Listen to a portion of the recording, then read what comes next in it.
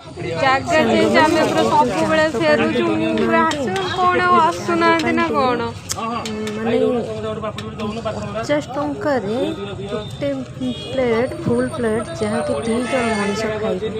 ଆଉ ଏହା ତ ଆମର ପଟିଆ ଟ୍ରାଫିକରୁ ବାଁ ପଟେ ଆସିଲା ବେଳେ ଆପଣ ପାଇଯିବେ। ତ ମଙ୍ଗୁ ଭାଇ ଚାଟ୍ ଲେଖା ହେଇଥିବ।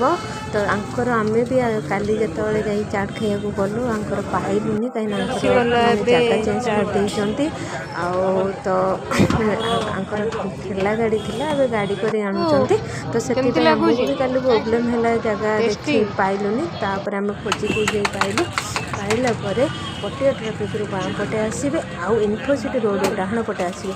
ଥରେ 50 ଟଙ୍କାରେ ଫୁଲ୍ ମିଲ୍ ଆଣିବେ ଆଉ ଚାହିଁଲେ ଯେତେ ଥର ଆପଣ ଆଣିପାରିବେ। ତ ତାଙ୍କର ମନା ନାହିଁ, ସିଏ ନିଜେ କୁହନ୍ତି କି ଆପଣ ଆଉ ଯାହା ବି ଆଉ ଦରକାର ଆଉ ଥରେ ଆସି ନେଇପାରିବେ। ସେଥିପାଇଁ ଆମେ ମା ପୁଅ ଗୋଟେ ପ୍ଲେଟ୍ ଆଣିଲୁ, କିନ୍ତୁ ଗୋଟେ ପ୍ଲେଟ୍ ଆଣିଲା ପରେ ଆମେ ମା ପୁଅ ବି ଖାଇପାରିଲୁନି।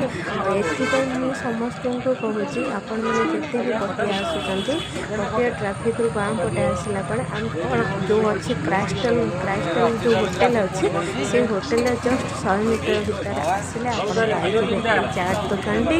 ଏଇ ଚାଟ୍ ଦୋକାନର ନାଁ ହେଉଛି ମଙ୍ଗୁ ଭାଇ ଚାଟ୍ ଦୋକାନ। ଖାଇବାକୁ ବହୁତ ଯେଉଁ ପ୍ରକାର ଚାଟ୍ ଚାହିଁବେ, ପାମ୍ପୁଡ଼ି ଚାଟ୍ ଚାହିଁବେ, ସିଙ୍ଗଡ଼ା ଚାଟ୍ ଚାହିଁବେ, ଦହିବରା ଚାଟ୍ ଚାହିଁବେ, ସିମ୍ପୁଲ ଚାଟ୍ ଚାହିଁବେ, ଯେଉଁ ପ୍ରକାର ଚାଟ୍ ଆପଣଙ୍କୁ ପସନ୍ଦ ତ ଆପଣ ଖାଇପାରିବେ। ଆଗରୁ ଭାଇ ହାଫ୍ ବି ଦେଉଥିଲେ ଫୁଲ୍ ବି ଦେଉଥିଲେ, ଏବେ କିନ୍ତୁ କେବଳ ଫୁଲ୍ ଦେଉଛନ୍ତି।